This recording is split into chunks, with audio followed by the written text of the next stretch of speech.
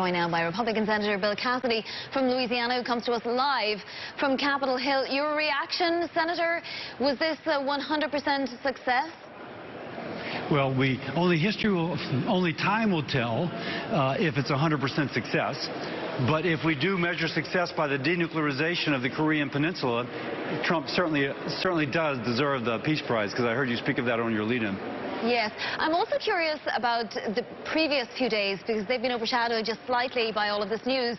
The G7 at the weekend, your reaction to it and to the kerfuffle between Peter Navarro and then the apology to Justin Trudeau, and what you think might happen trade-wise?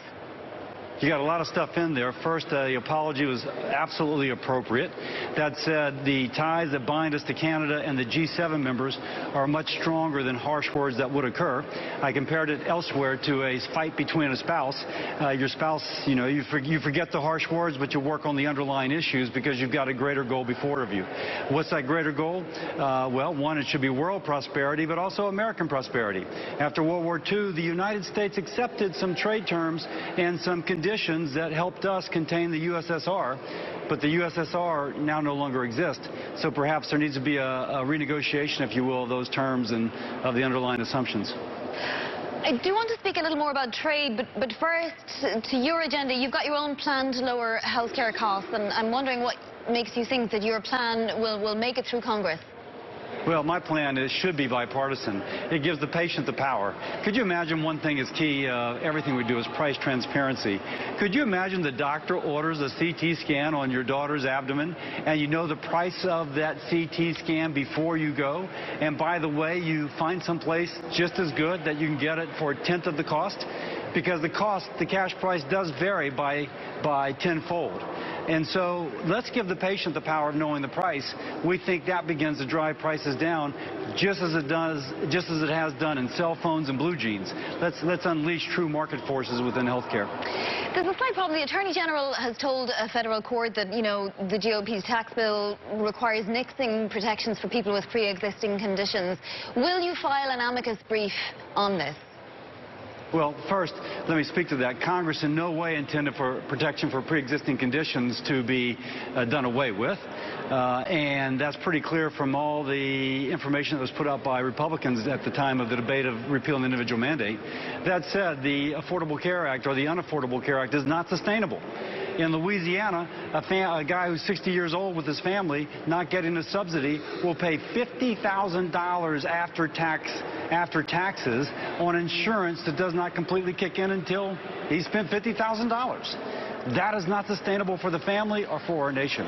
Susan Collins and I put forward a bill that would address pre-existing conditions, giving states flexibility to address it, and help that family in Louisiana that's paying so much. Unfortunately, Democrats rejected it literally before they read the bill, but we might bring it back up once more. Senator Cassidy, clearly something you're very passionate about. I wanted to just switch it back to trade if we can, and something that I know many German automakers are very passionate about. Are you concerned that we might see further tariffs expand beyond metals into the auto sector? Is this policy that you would like to see, or are you concerned about? I'm very concerned about it. We have to preserve American jobs. Louisiana, we have 3 of the largest ports in the nation by tonnage. And so we have a positive balance of trade with the rest of the world. So there has to be, as we readjust, how do we make sure that we don't cost a lot of American jobs or international jobs as we do the readjustment? Ideally, as the president says, every nation works towards lower tariffs, and that would include automobiles, without having to go into a trade war. Now, as it turns out, if the tariffs are working for you, you may not want to give in to the United States. And I think that's where the president feels like he needs a little bit of a stick as well as a carrot. Do you think the stick could end up with a trade war, though, more broadly? Yeah, it could. So far, the other countries have been probably responding on like measure. We have tariffs on steel, so China puts tariffs on motorcycles and on bourbon, which happen to come from Kentucky and Wisconsin, which happens to be Mitch McConnell and Paul Ryan's home states. So far it's been kind of commensurate.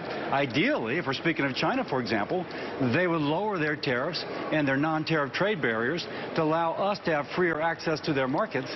That's the way I'd like to see it play, as opposed to what they're doing, which is kind of a mercantilistic policy tilting the trade table towards China away from the American worker. So I'm curious as to what you think about Bob Corker's plan, congressional approval for tariffs. I mean, do you think some Republicans are opposed to that plan because they're afraid it might upset President Trump? There might be some consideration, but the U.S. Constitution clearly puts trade issues under the legislative, under Congress. And in 1958, Congress ceded some of that to the president, but under our Constitution, it should be with Congress. And so I haven't seen what Corker's put up yet, but if it merely does what the Constitution says should be the norm, which is to return that trade power back to Congress, I would be for that. All right, thank you for his time to Louisiana Senator Bill Cassidy.